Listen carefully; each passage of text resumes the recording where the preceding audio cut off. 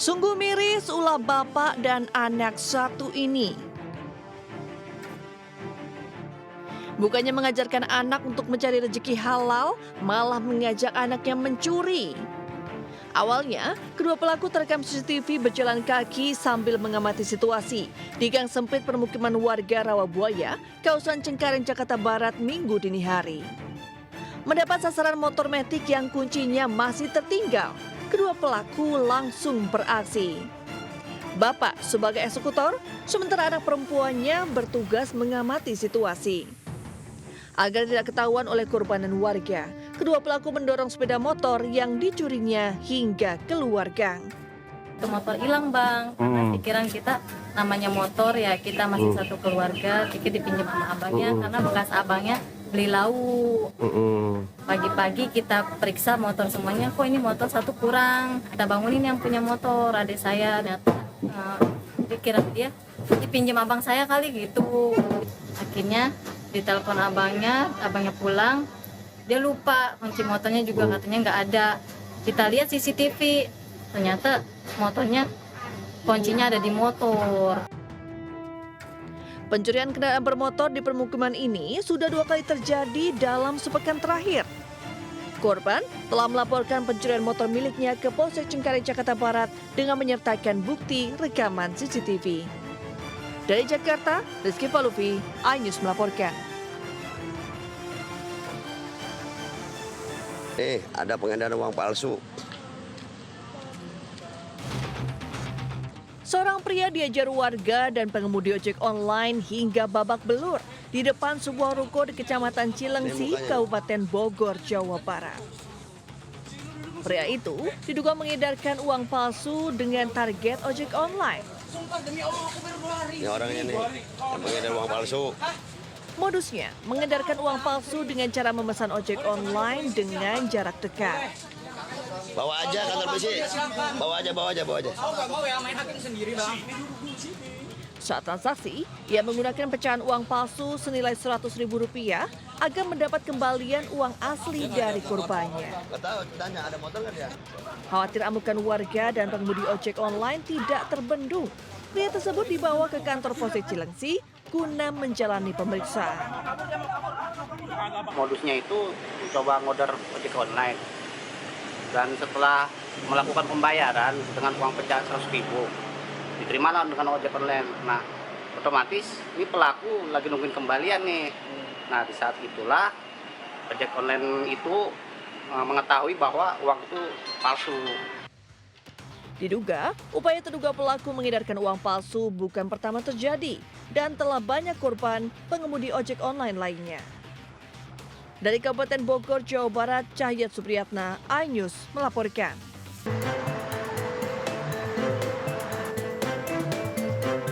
Kementerian Perlindungan Pekerja Migran Indonesia atau P2MI mengkonfirmasi insiden penembakan terhadap 5 pekerja migran Indonesia oleh Agensi Penguat Kuasa Maritim Malaysia (APMM) di perairan Tanjung Ru, Selangor, Malaysia. Insiden bermula ketika patroli APMM menemukan sebuah kapal yang membawa 5 pekerja migran Indonesia melintas di perairan Tanjung Ru.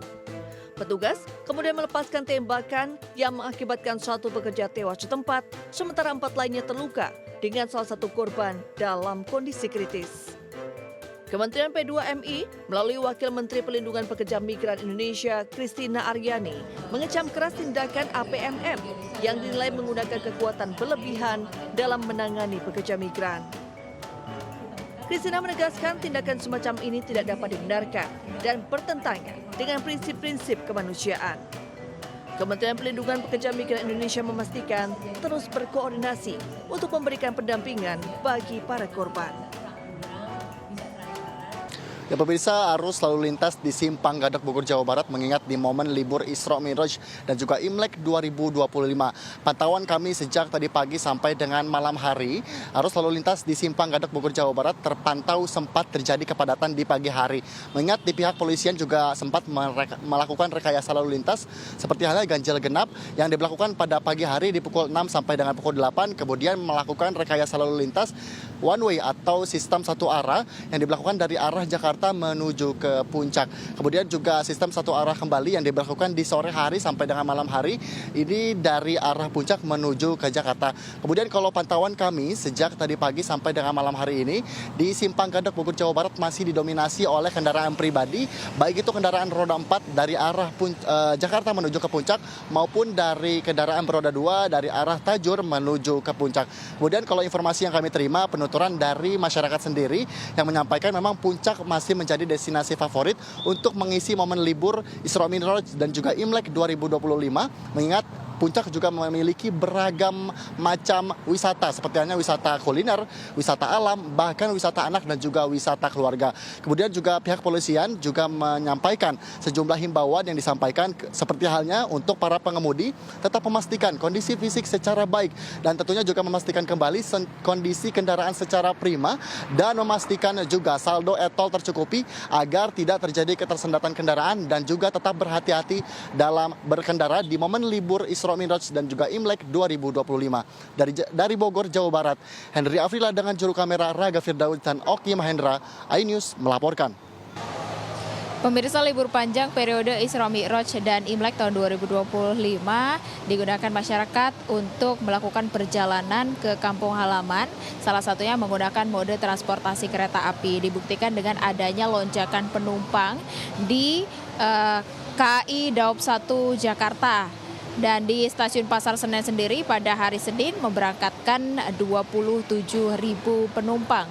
Kalau diakumulasikan dari Daob 1 Jakarta sendiri, ini dari hari Jumat sudah memberangkatkan 140.000 penumpang. Ada 51.000 yang berangkat dari stasiun Gambir dan ada 59.000 penumpang yang berangkat dari stasiun Pasar Senen. Sementara kalau tiket yang sudah terjual ini ada 178.000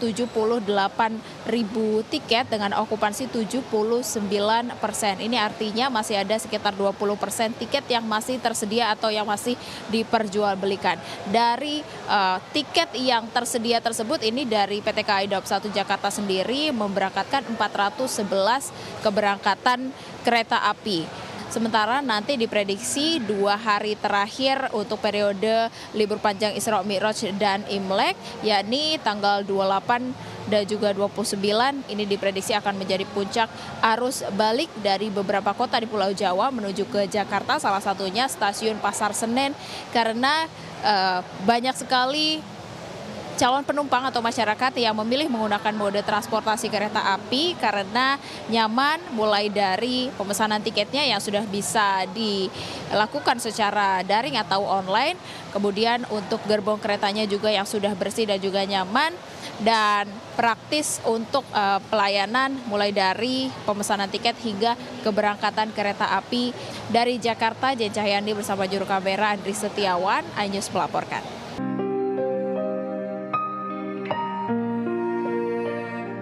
Panggung hiburan tanah air kembali berduka. Artis senior Emilia Contessa meninggal dunia pada Senin 27 Januari 2025. Melansir okezone.com, kabar duka ini dikonfirmasi langsung oleh manajer penyanyi Denada, Risna Oris. Dalam Instastory-nya, Risna menyebutkan Emilia menghembuskan nafas terakhir pada pukul 18.00 waktu Indonesia Barat. Jenazah almarhumah saat ini disemayamkan di rumah duka di Banyuwangi, Jawa Timur. Lahir dengan nama asli Nur Indah Citra Sukma Munshi, Emilia Contessa dikenal sebagai seorang model, pemeran, penyanyi, sekaligus politikus Indonesia. Sebagai penyanyi, ibunda dari penyanyi rap Denada ini pernah dijuluki Singa Panggung Asia oleh majalah Asia Week tahun 1975. Emilia punya karakter suara khas, yakni sopran yang sangat kuat dan lantang. Selain menyanyi, Emilia juga pernah berperan dalam sejumlah film layar lebar.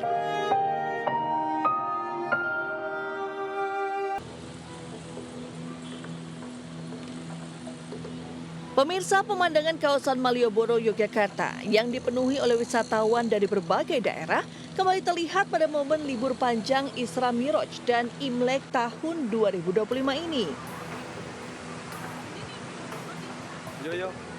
Meski sering berdesak-desakan dan kerap terjadi kemacetan untuk menuju lokasi ini, para wisatawan tetap memilih Malioboro sebagai tujuan wisata lantaran ingin menikmati suasana ikonik di kota pelajar ini. Selain itu, ribuan pengunjung memadati kawasan Malioboro juga untuk berbelanja oleh-oleh seperti baju batik, kaos, dan jajanan khas Yogyakarta. Arni, salah satu wisatawan asal Samarinda menyebut dirinya sudah datang sejak hari Jumat. Setiap lokasi wisata yang ia kunjungi di Jogja selalu dipadati wisatawan. Namun, ia tetap ingin berkunjung ke kawasan Malioboro. Tujuannya memang mau liburan ya, karena libur panjang ini kan. Karena penasaran, karena ini merupakan tempat ikonik di sini. Jadi kayaknya rugi kalau saya nggak kesini gitu nah. Jadi minimal sekali seumur hidup lah ngerasain suasana di Jogja yang ramai seperti ini. Diperkirakan kawasan ini akan terus dipadati wisatawan sampai akhir libur panjang Isra Miraj dan Imlek. Dari Yogyakarta, Gali Wisma, iNews melaporkan.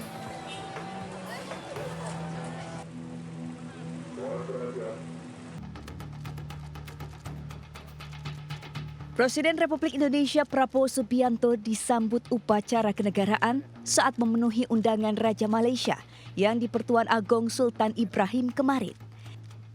Prabowo tiba pukul 10 pagi waktu setempat dengan mengenakan pakaian setelan beskap hitam khas Melayu beserta kain tradisional dan peci hitam. Pakaian ini sebagai cerminan rasa hormat terhadap budaya Malaysia. Setelah upacara tersebut, Prabowo menghadiri audiensi dengan Sultan Ibrahim di Dewan Seri Maharaja. Dalam kesempatan tersebut, Prabowo dianugerahi darjah kerabat Johor yang amat dihormati satu. Sultan Ibrahim juga menyelenggarakan jamuan kenegaraan bagi Prabowo dan delegasinya. Kunjungan kenegaraan ini sebagai ikatan persahabatan yang kuat dan istimewa antara Malaysia dan Indonesia. Dalam kunjungannya, Prabowo juga dijadwalkan bertemu dengan Perdana Menteri Datuk Seri Anwar Ibrahim untuk bertukar pandangan mengenai kerjasama bilateral dan isu-isu regional serta internasional di Kuala Lumpur.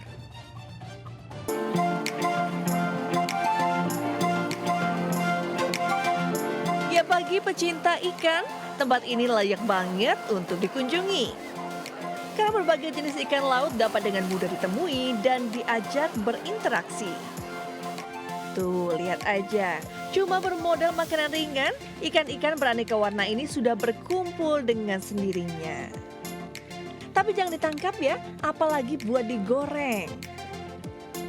Dan kalau penasaran, lokasinya ada di Pulau Rubiah, pulau paling barat Nusantara yang terletak di Desa Ibo, Sukamakmur, Sabang, Aceh. Sejak pagi hari, perahu pengantar wisatawan yang hendak melakukan snorkeling dan diving terlihat lalu lalang dari dermaga Tepin Layu menuju Pulau Rubiah. Para penggemar petualangan dan pecinta keindahan bawah laut ini sengaja datang karena Pulau Rubiah menjadi satu-satunya lokasi yang menawarkan sejuta keindahan bawah laut. Terumbu karang yang indah, serta lalu lalang berbagai jenis biota laut juga masih terjaga dengan baik. Saya nemu ikan Nemo, kan. Habis itu kan banyak ikan Nemo, sekarang banyak ikan dori yang biru-biru. Terumbu karang, set dengan bulu babi, sekali. Banyak jenis ikannya karena juga di terumbu karang yang indah dan menarik. Nah, untuk menyelam di Pulau Rubiah, pengunjung harus mengeluarkan biaya untuk menyewa alat selam dengan harga Rp60.000 serta biaya penyeberangan. Dari Sabang, Aceh, Syukri Syafruddin, iNews melaporkan.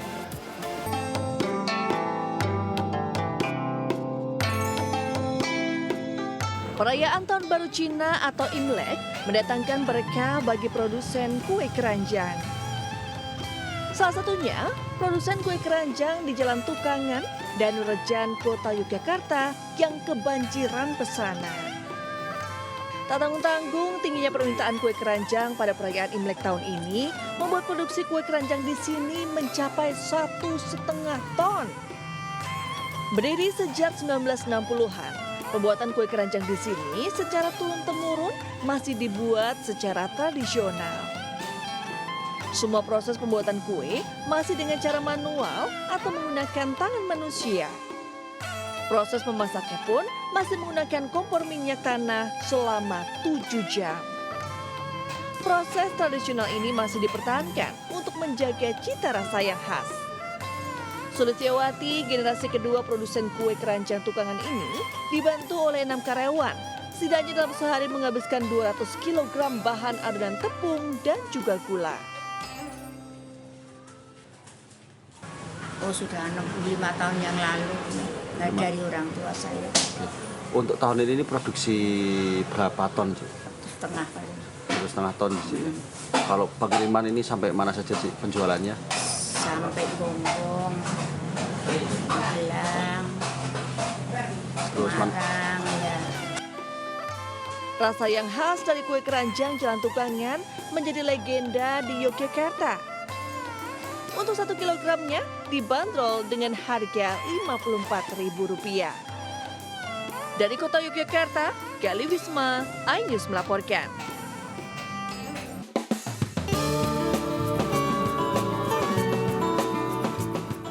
Cendol dawet terdengar tidak asing dan banyak ditemui di mana-mana. Tapi cendol dawet yang satu ini berbeda. Dawet ayu asli khas Banjarnegara ini sudah ada sejak tahun 1990. Proses pembuatannya pun dilakukan secara tradisional. Bahan utama dalam pembuatan dawet antara lain daun pandan segar dan tepung beras. Usai tercetak, cendol dicampur dengan santan kelapa kental, lalu disajikan dengan gula aren murni, irisan buah durian, dan nangka. Nikmat. Di cara memasaknya, kalau saya terus terang nggak pakai bahan pengawet. Ini murni bahan alami semua. Ini kalau yang lain mungkin pakai, saya nggak pakai. Itu salah satu perbedaan. Karena ada teman saya yang mengatakan, apa nggak jadi kalau nggak pakai itu gitu loh. Gitu ya Pak. Pada liburan panjang kali ini, permintaan omset bahkan naik hingga 300%. Cendolnya enak, nggak bau tepung, sari pandannya kerasa, terus dari santan ini campuran buket, ketak-ketak, segar sekali. Satu porsi dawet ayu dijual dengan harga Rp8 hingga Rp10.000 tergantung topping buah yang disediakan. Jika Anda berada di Banjarnegara, jangan lupa mampir ke sini ya. Dari Banjarnegara, Jawa Tengah, Nurdin, iNews melaporkan. Turut melestarikan lingkungan ditunjukkan MNC Peduli dan MNC Land dengan melakukan budidaya tanaman langka Hoya bersama kelompok tani hutan di Kampung Bodogol, Desa Benda, Sukabumi, Jawa Barat. Budidaya tanaman Hoya yang berada di sekitar kawasan ekonomi khusus MNC Lido City juga untuk meningkatkan kesadaran masyarakat akan pentingnya pelestarian tanaman langka. Dukungan diberikan dalam bentuk pemberian pupuk kasgot tinggi protein hasil biokonversi sampah organik di lingkungan MNC Group dan produk media tanam. Kami harapkan bisa berkontribusi terhadap pengembangan dan budidaya tanaman Hoya, yaitu dengan alhamdulillah kami memberikan bantuan berupa pupuk kasgot yang merupakan pupuk hasil biokonversi dari pengolahan sampah organik yang ada di lingkungan MNC Group. Selain berdampak pada kelestarian lingkungan, kegiatan ini juga ditujukan untuk meningkatkan perekonomian masyarakat setempat. Saya mengucapkan banyak terima kasih kepada MNC Land melalui MNC Peduli. Mudah-mudahan bantuan pupuk ini dapat menambah motivasi kepada kelompok tani Hoya yang ada di wilayah Bodogol. Gitu. Sebenarnya kita lebih ngangkat ke arah ngomongin ekonomi alternatif buat masyarakat atau buat kelompok. Karena kita juga punya beberapa program yang memang itu bisa istilahnya mendapatkan pundi-pundi ataupun ada nilai ekonominya di situ.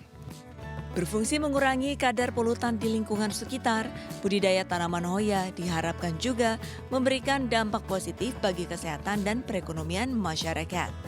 Dari Sukabumi, Jawa Barat, Wenda Nura Ahmad Putra, iNews melaporkan.